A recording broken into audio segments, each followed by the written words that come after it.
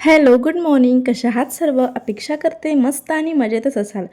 तर थंबनेल बघून तुमच्या लक्षात आलंच असेल की आजचा आपला व्हिडिओ कशासाठी आहे. घर म्हटलं की साफसफाई ही करावीच लागते.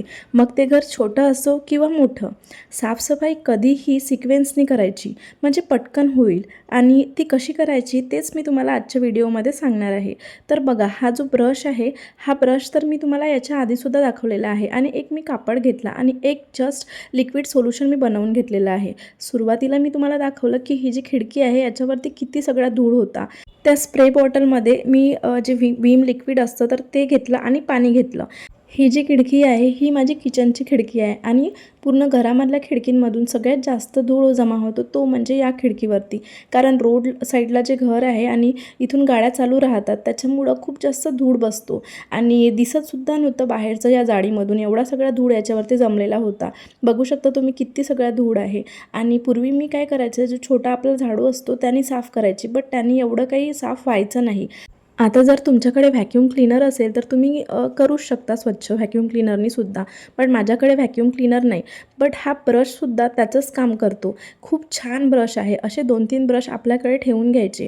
कारण सोफा पण क्लीन मी यानेच केलेला होता आणि पूर्ण जो धूळ आहे खिडकीवरचा तो पूर्ण मी पहिले काढून घेतला.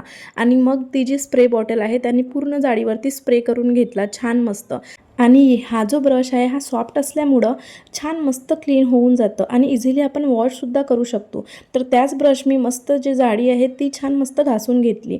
तुम्हीसुद्धा छान मस्त अशी जी जाडी आहे ती कितीही धूळ असलेली असो ना, तर या ब्रशनी छान मस्त क्लीन करू शकतो आणि सगळी छान स्वच्छ निघते. समोर मी तुम्हाला दाखवतेच. आणि पाणी टाकून मी सगळी जी जाडी आहे ती पूर्ण वॉश करून घेतली.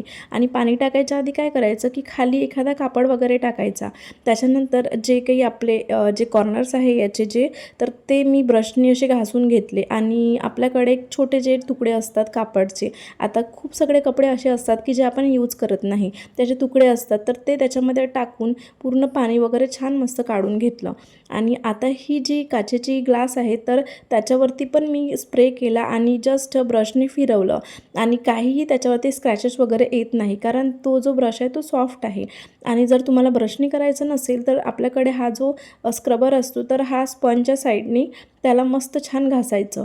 जर खिडक्याचे जे काच आहे तर ते जर खूप खराब झाले नसेल तर तुम्ही साध्या आपल्या कोलीनीसुद्धा साफ करू शकता. त्यांनी पण इझिली साफ होऊन जातं. आणि मला ही खिडकी पाण्याने वॉश करायची होती म्हणून मी खाली आपल्याकडे जे काही खराब झालेले क्लोथ्स असतात तर ते मी टाकून दिले तिथे. आणि तुम्ही बघू शकता किती छान मस्त स्वच्छ होते.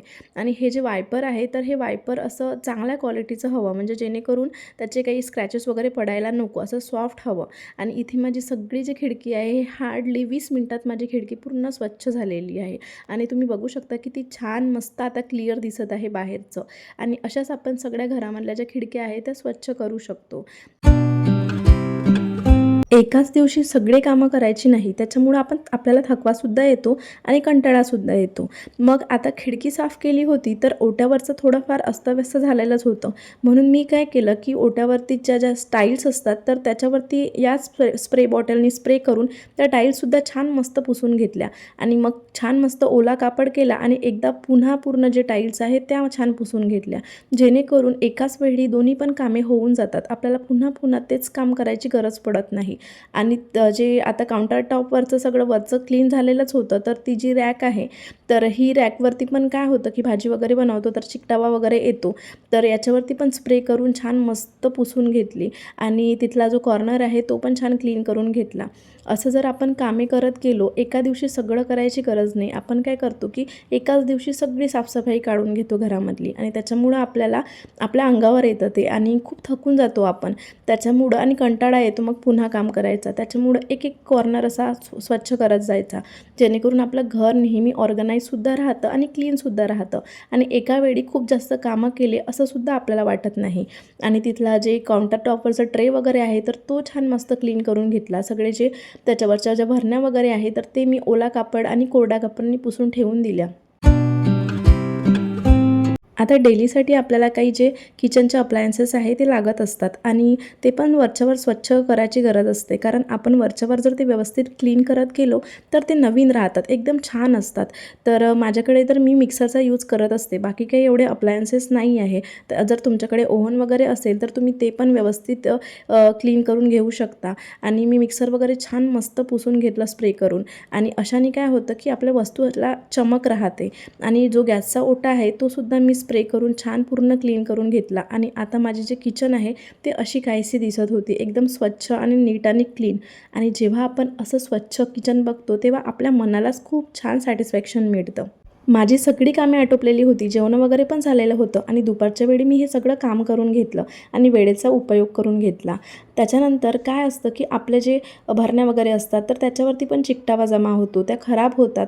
आणि एका वेळी जर आपण सगळं काढलं तर खूप जास्त आपल्याला टेन्शन येतं. त्याच्यामुळं मग मी काय करत असते की एक एक कॉर्नर, एक एक शेल्फ असा साफ करत असते. तर एका शेल्फमधल्या सगळ्या भरण्या मी काढून घेतल्या आणि तुम्ही फरक बघू शकता की एका भरणीवरती किती चिकटपणा येतो आणि एका स्वच्छ केल्यानंतर बघा किती छान दिसतात.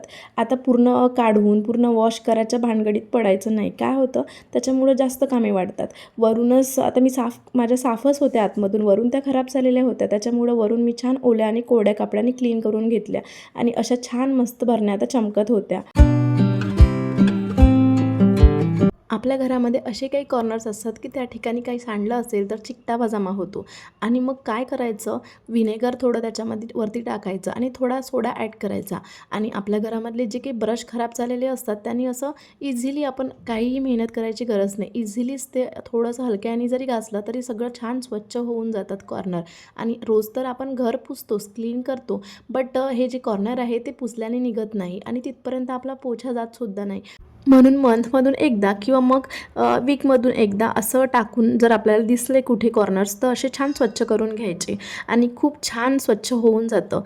आणि सोडा तर काही जास्त महाग नाही आहे, एकदम कॉस्टलीसुद्धा नाही आहे. आणि व्हिनेगरची एक बॉटल जास्त कॉस्टली नाही आहे आणि बरेच दिवस पुरतात. तर आपण व्हिनेगरचा यूज करून, सोड्याचा यूज करून खूप सगळ्या गोष्टी क्लीन करू शकतो आणि ते पण घरच्या घरी. आणि तुम्ही ही ट्रिक नक्की अप्लाय करा, नक्की तुमच्या कामात येईल.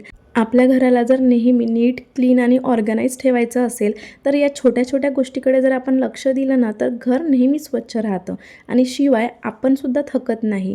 तर इथेच मी आजचा व्हिडिओ संपवते. तुम्हाला जर व्हिडिओ आवडला असेल तर चॅनलला प्लीज सबस्क्राईब करा, लाईक करा, शेअर करा, कमेंट करा. सो टेक केअर फ्रेंड्स, भेटूया नेक्स्ट व्हिडिओमध्ये. बाय.